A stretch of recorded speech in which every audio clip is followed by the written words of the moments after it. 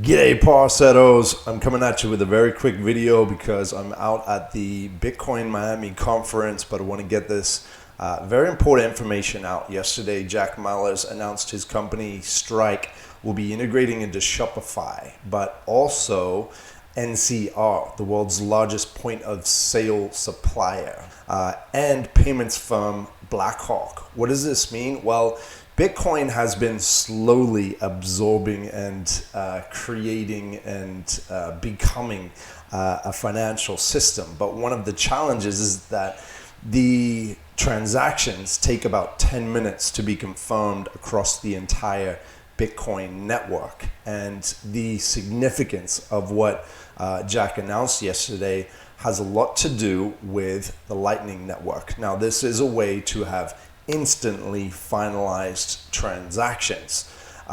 This is a layer 2, and I think understanding the financial system in layers is really important. I've read the book Layered Money, which I highly recommend everyone read who want to understand the history of our financial system and its layered setup so that we can see where this is going.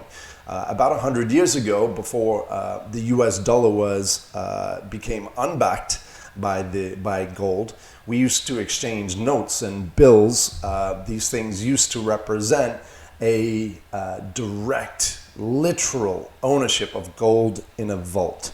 Now, that hasn't been true for a while, and every time we have a recession or a depression, we run back up the monetary system to the top to look for what is sound money, where is the money, all right? So, and I'm not talking this kind of view, although that is one way to look at it if you were to look at history.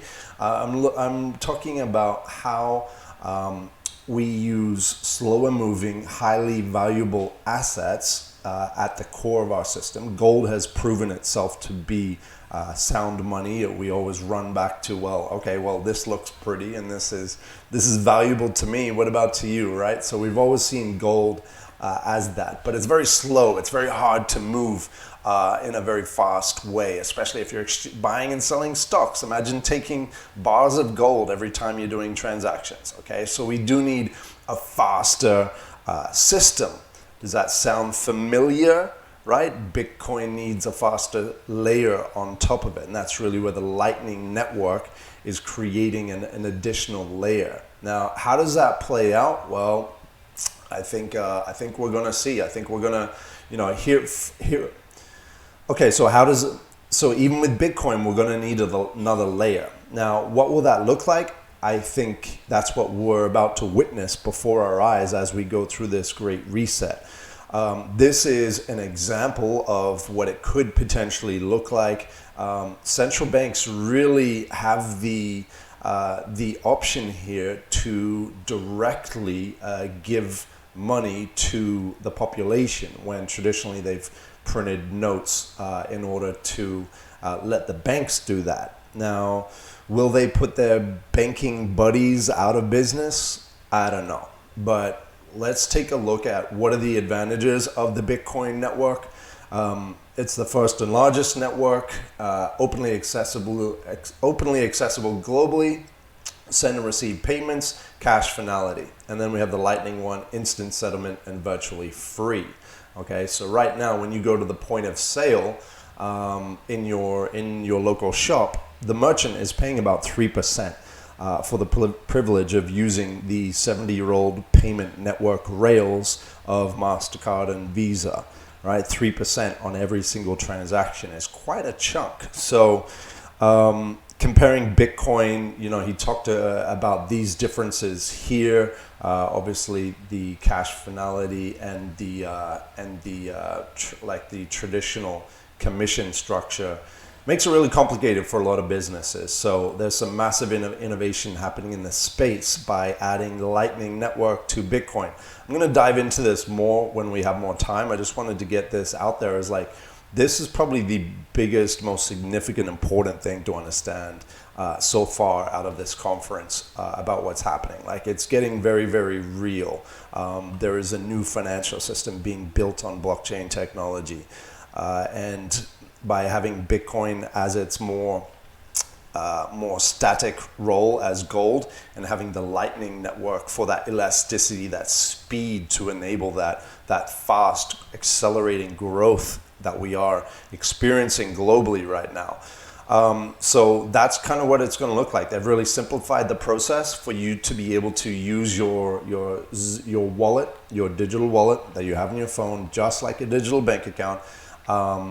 Scan a QR code or have your QR code scanned, and the merchant will receive whatever their local currency is, and it'll all be stored on the Bitcoin blockchain ledger.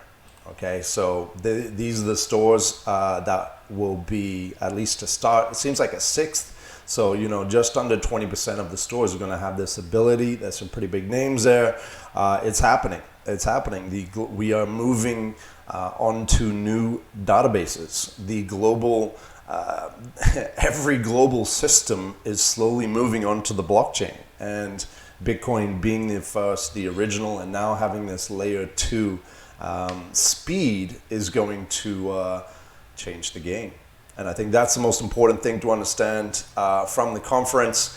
The Bitcoin blockchain just keeps on trucking along. This is a live visualization. This is happening before our eyes, and it's really just a change of databases, an update of databases, and we can all now own a piece of the databases that we're going to be operating in as a global civilization.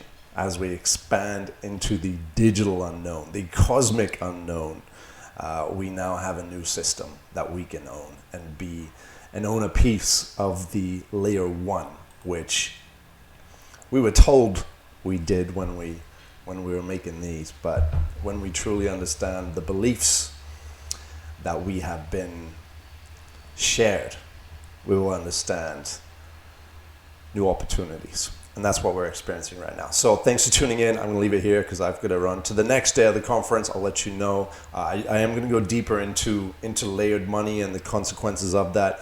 Like and subscribe. Let me know, what do you think? Is this as big of a deal as I just said it is? Let me know. We'll see you in the next video.